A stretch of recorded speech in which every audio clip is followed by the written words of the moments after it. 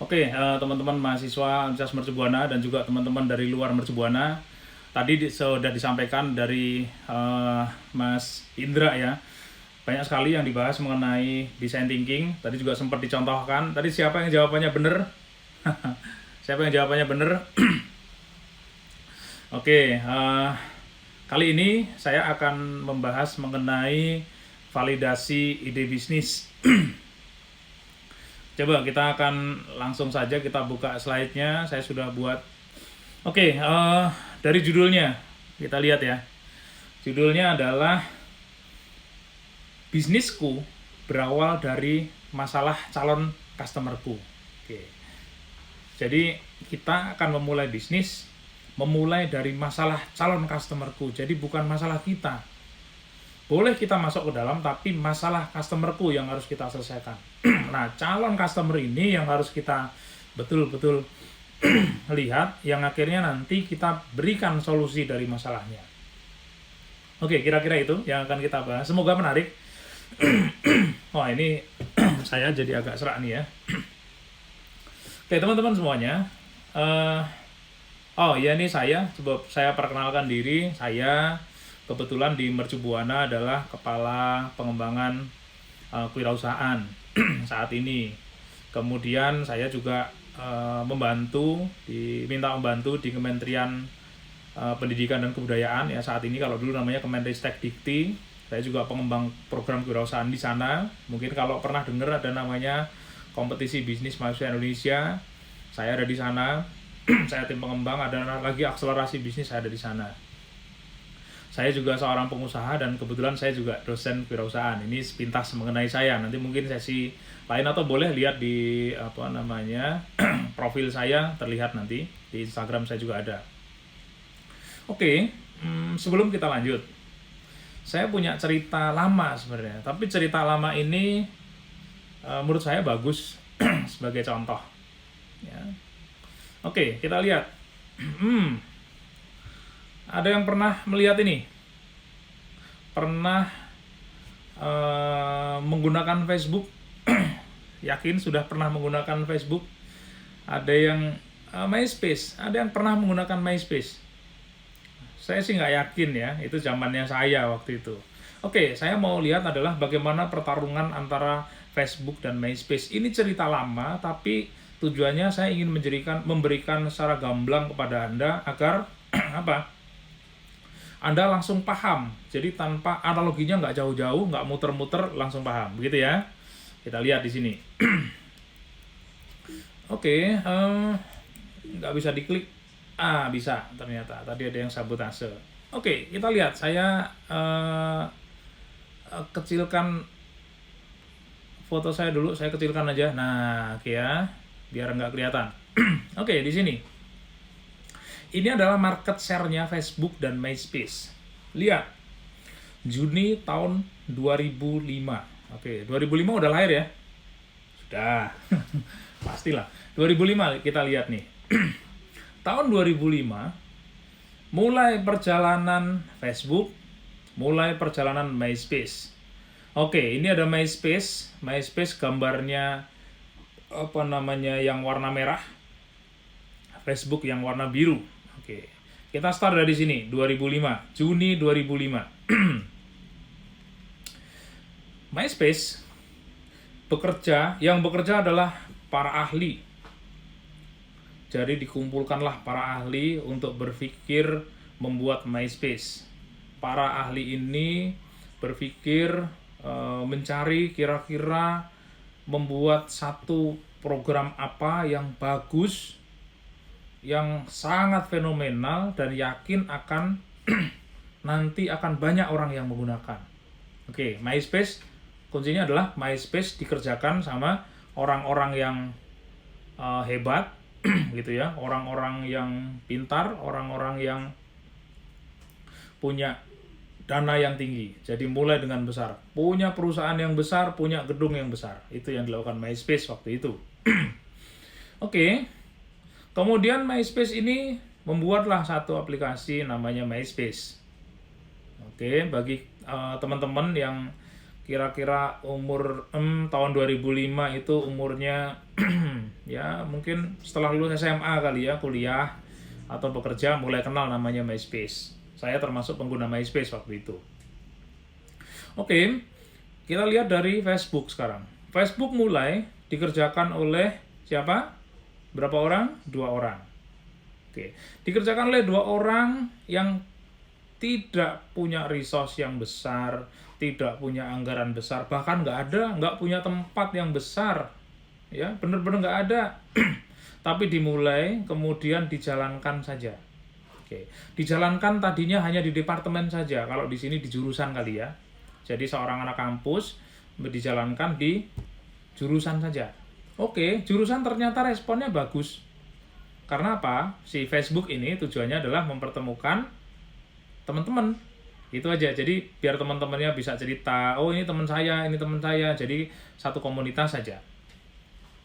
Akhirnya si Facebook ini terus berkembang. Pada saat di jurusan diterima baik, dia sampai lari ke universitas. Oke, ayo teman-teman di universitas silakan join. Ini teman-teman kita di Harvard, begitu kira-kira. Akhirnya di kampus tetangga ikut. Oke, di kampus tetangga ikut, mulai jalan. Nah, disitulah ternyata si Mark waktu itu coba mencari sebenarnya apa sih yang dibutuhkan oleh kawan-kawan. Oke, itu kata kuncinya. Mencari apa yang dibutuhkan oleh kawan-kawan. Jadi dia tanya sana sini, oke butuh apa, oke butuh apa, oke butuh apa, ditanya temennya. Butuhnya ini, oke. Biasanya kalau Anda mau komunikasi dengan teman bagaimana? Apa yang Anda tidak sukai, kira-kira. Jalan seperti itu yang dilakukan oleh Mark waktu itu. Saya menjelaskan secara simpel ya. Nanti cerita sebenarnya ada, tapi saya coba buat cerita yang agak mudah dipahami. Kemudian kembali si Desember 2005, Anda lihat, Desember 2005 itu MySpace langsung besar. Ya, pada zamannya langsung besar sekali. Kenapa bisa besar? Karena resources-nya yang besar juga. SDM-nya yang tangguh, duitnya banyak, gedungnya banyak, alatnya banyak, servernya besar waktu itu. Betul. Facebook tetap isi teman-temannya. Dilihat Juni 2006, mulai Juni 2007 Facebook mulai naik. Nah, mulai lihat dia. Dan MySpace sudah tak terbendung. Nah, sudah nggak bisa mengejar kita waktu itu. Facebook sudah nggak bisa mengejar. Tapi lihat hanya selang beberapa bulan. Di Desember 2007, Anda lihat, Desember 2007 rupanya si Facebook ini sudah menyamai MySpace. Sedikit saja sudah hampir sama. Kenapa bisa? Karena si Facebook tadi dia membuat sesuatu yang diinginkan oleh orang-orang, yang akhirnya orang-orang join. Nah, di situ mulai Desember, Januari, Februari itu mulai turun penggunanya adalah kenapa? Karena di situ terjadi persaingan. Persaingannya pengguna MySpace mulai bergeser ke Facebook. Ya, pengguna MySpace mulai bergeser ke Facebook. Oke, Facebooknya nangkep di situ. Pada zaman itu ada namanya Friendster, kalau Anda mulai tahu. Oke, pada zaman itu.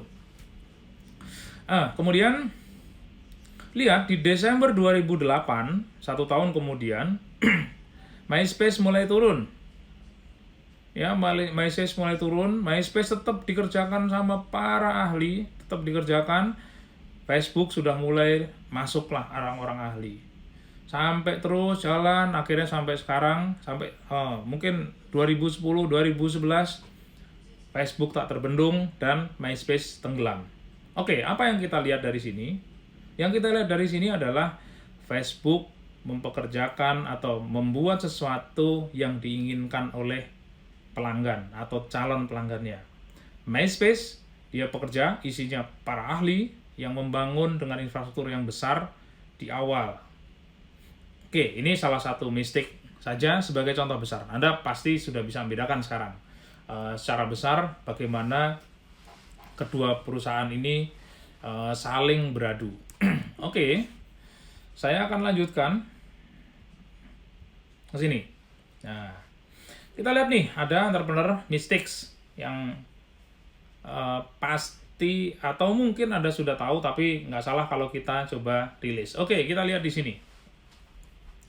Ini ada top 10, ini data di internet. Jadi kalau Anda nyari di internet, masuk saja top 10 startup mistake.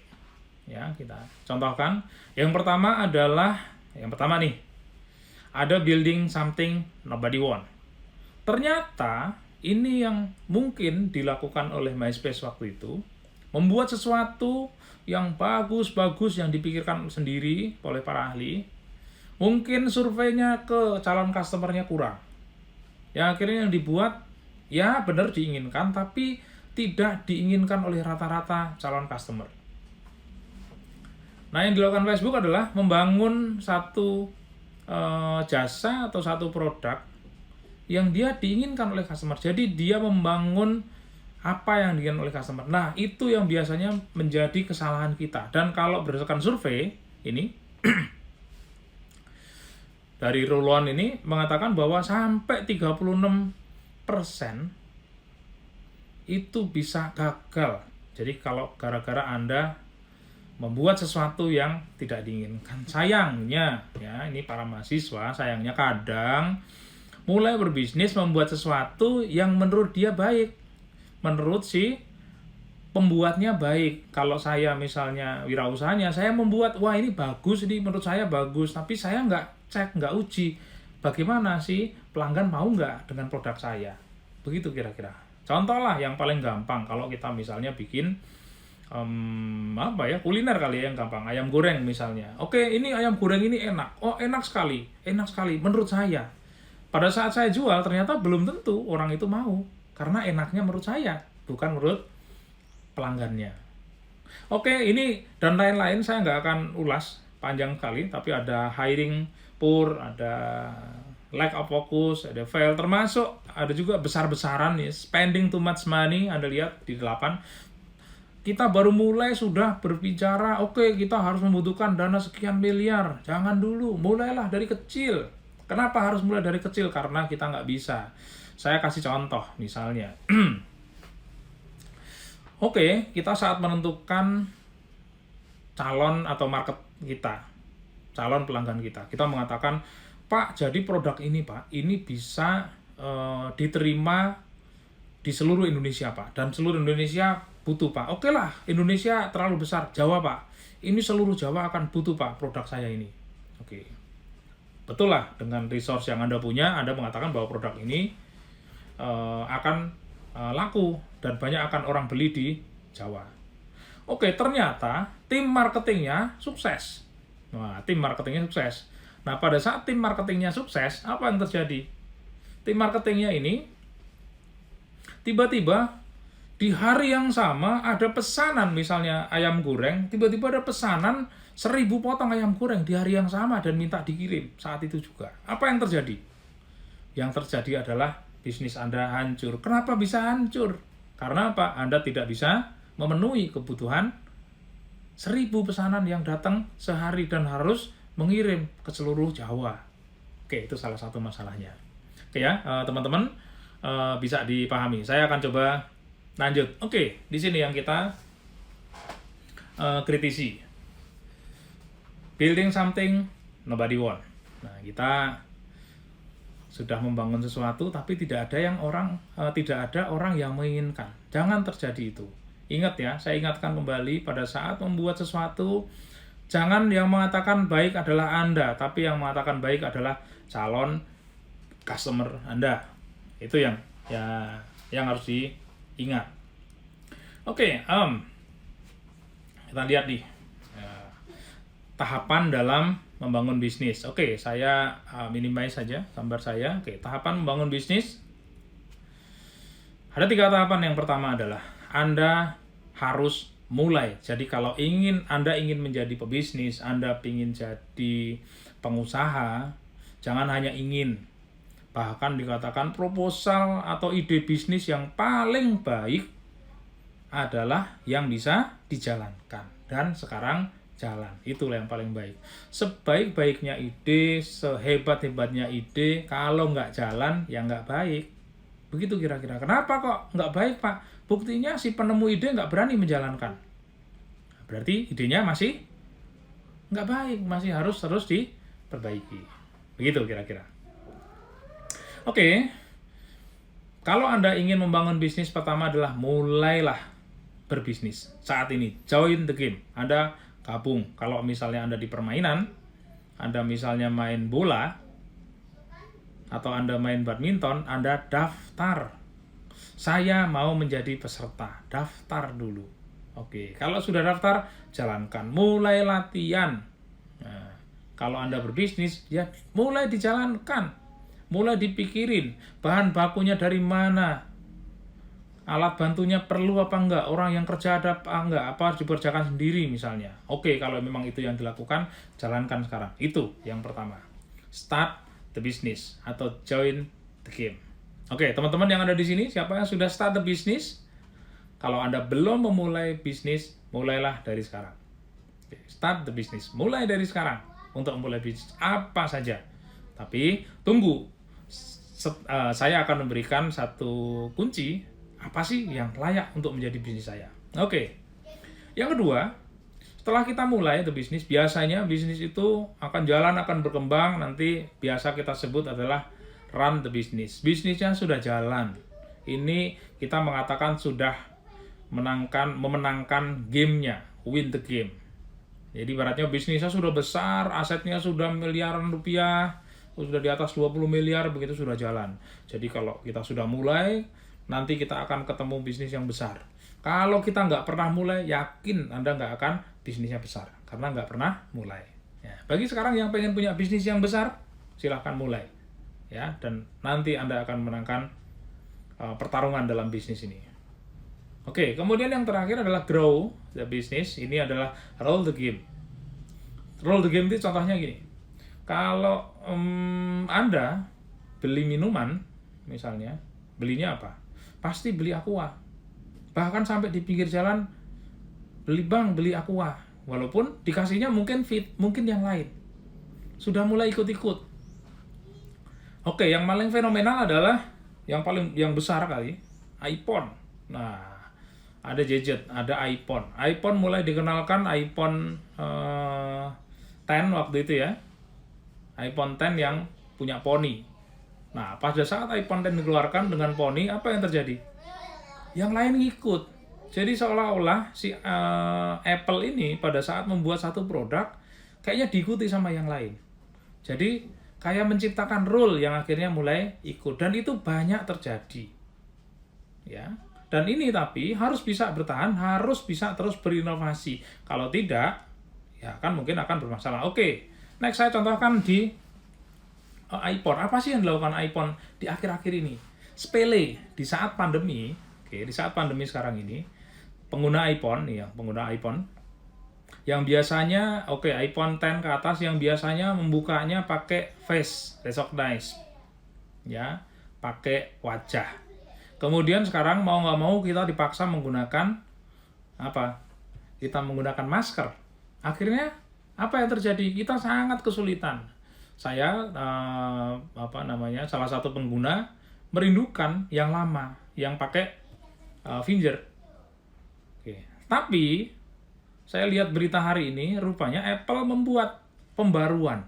Bagaimana kita bisa login pakai wajah yang menggunakan masker. Nah, itu kalau nggak salah di versi 13 berapa hari ini saya baca. Dan saya belum mencoba, tapi saya sudah lihat berita itu, saya pikir, nah ini salah satu lompatan.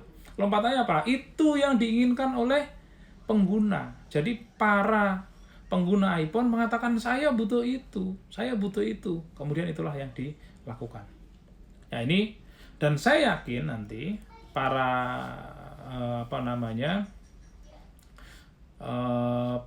merek yang lain yang dia menggunakan face recognize juga, dia akan melakukan hal yang sama. Dia akan mencoba mengupdate softwarenya agar bisa membuka melalui wajah yang ada maskernya. Oke, ini salah satu contoh. Oke, saya akan lanjutkan. Dalam membangun bisnis, ada prinsip utama yang betul-betul Anda harus ingat. Ya, pertama, bisnis dimulai dengan customer dan selesai oleh customer. Oke. Jadi bisnisnya Anda, saya ganti saja bisnisnya